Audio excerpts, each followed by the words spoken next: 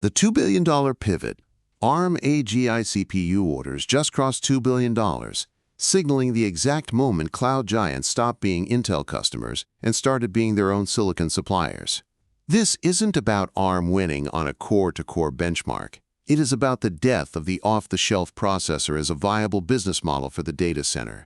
By providing the full compute subsystem blueprint, ARM has effectively removed the high-margin middleman from the cloud server stack. While Intel fights to fix its 18A nodes, Meta and Microsoft are already moving into production with these custom blueprints. The infrastructure game has shifted from buying parts to owning the entire floor plan, and the first casualties are the margins of legacy chip makers. This architectural handoff is why data center royalties for ARM more than doubled in the last fiscal year, selling blueprints instead of bricks. The real move behind ARM Compute Subsystems, or CSSV3, is the transition from licensing a single core to delivering a pre-validated server on a die. Think of it like a builder moving from selling individual bricks to selling fully framed, pre-plumbed houses that the client just needs to paint. For a hyperscaler like AWS or Google, this cuts up to 12 months off the development cycle and saves tens of millions in non-recurring engineering costs. The numbers tell the story. ARM is now extracting 3 times the royalty pricing per core on CSS designs compared to their baseline IP.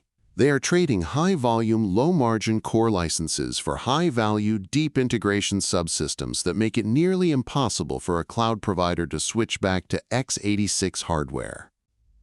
This isn't a choice based on performance. It is a calculated capital expenditure move to reduce rack costs by up to $10 billion per gigawatt. The supply chain trap. Behind the record $1.49 billion quarterly revenue, there is a massive execution risk that the market is ignoring. ARM has secured enough packaging and memory capacity for the first $1 billion of its AGI CPU demand, but the second billion is currently unsecured. This gap reveals that ARM is no longer just a high-margin software firm.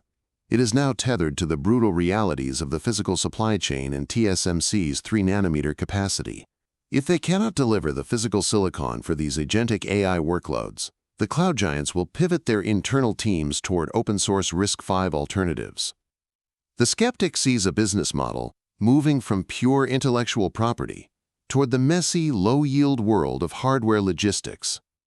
Intel and AMD are struggling with market share, but ARM is now struggling with the physics of global manufacturing, a shift that could deflate their valuation if delivery timelines slip in the second half of 2026. The end of the socket era. The shift toward ARM compute subsystems proves that the era of the socketed, general-purpose data center CPU is over. For investors and operators, the signal under the noise is that the value has moved from the chip itself to the vertical integration of the software and the silicon. ARM is successfully commoditizing the processor by giving hyperscalers the tools to build their own, essentially turning the CPU into a utility rather than a premium product. This transition destroys the pricing power of companies like Intel and AMD who rely on selling standardized parts at a markup.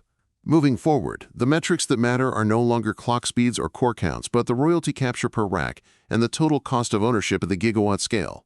Watch for the July 29th earnings call specifically for updates on the AGI CPU supply agreements. If ARM can't fix their packaging bottleneck, the massive order book is just a list of missed opportunities while the cloud giants look for the next blueprint. Subscribe for more.